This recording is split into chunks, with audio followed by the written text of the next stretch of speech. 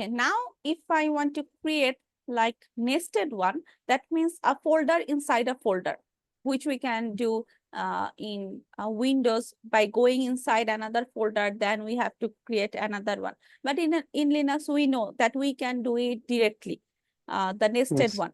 So suppose we have created the animal folder.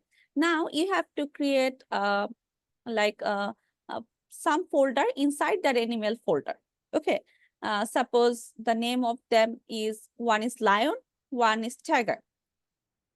So how Yes. you can create them inside the animal folder, but at a time. Okay, so to create a folder inside another folder, like the subdirectory, we can call it that way.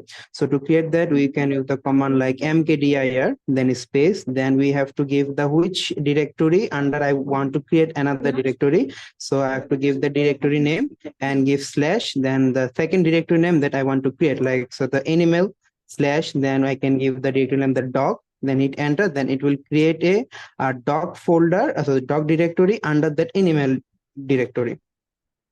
Oh, thank you.